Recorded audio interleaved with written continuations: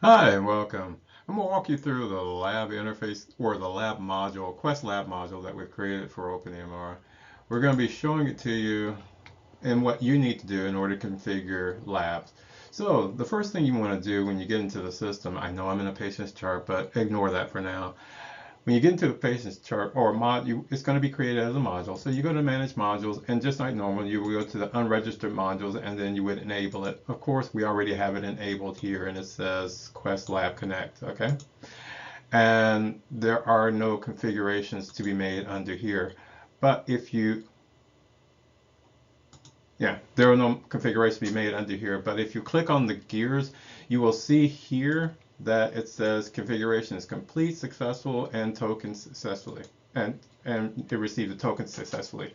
And what that is based off of is if you go to config, once you've installed the module, of course you're going to need to contact Quest, okay, to get this information. But in the lab, and there's say Quest Lab here, and you would put in your client ID and your client hub ID or secret. Okay, and here, of course, enable the service, and then you want to, if you want to, you can set up for it to download the requisition form. By default, this is unchecked.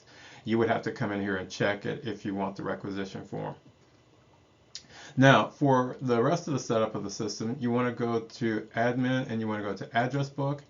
And address book, you want to put Quest, and please just put the word Quest. Don't add anything else, just Quest, and then assign it to lab service and put an NPI number in there. The system requires an NPI number. Even if you just put 9 digits in there, it requires an NPI number in order to work. Man, I tell you. And then when we go to the procedure, you're going to select providers. Then you're going to add new. When you click add new, it's going to look just like this. You'll get the same form here. And then just from the drop down, you'll select Quest. It's going to populate with the NPI number. And for now, just leave it as Quest Cert Testing. And now for here, you see we don't have a sender ID in here, name in here, and we don't have a name here. The really important parts for us is the ID. So this number and these letters are what you're going to get from Quest, and put them here and here. You can put something over here if you want to, but it doesn't do anything as far as the coding and the sending out of orders. You want to put the protocol as local file system and bidirectional.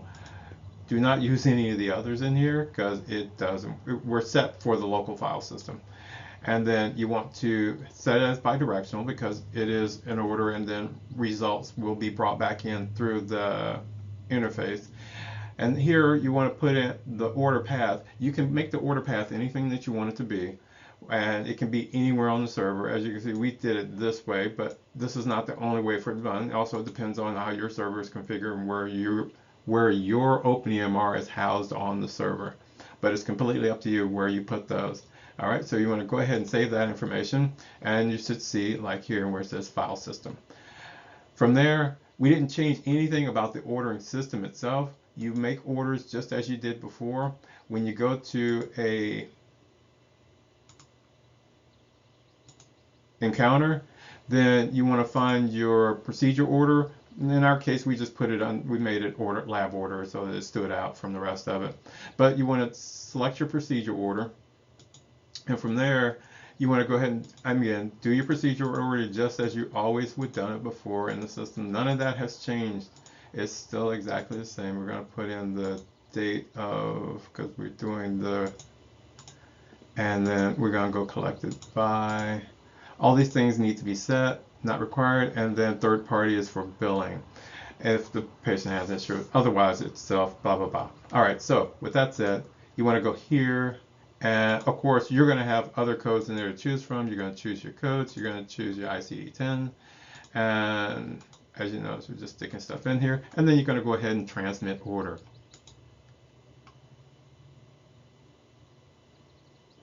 Bam. And since the system is set to get a requisition form, this is their generated requisition form that you can print out and hand to the patient.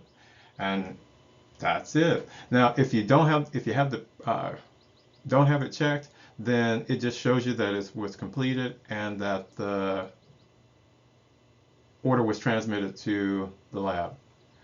Thank you very much for watching.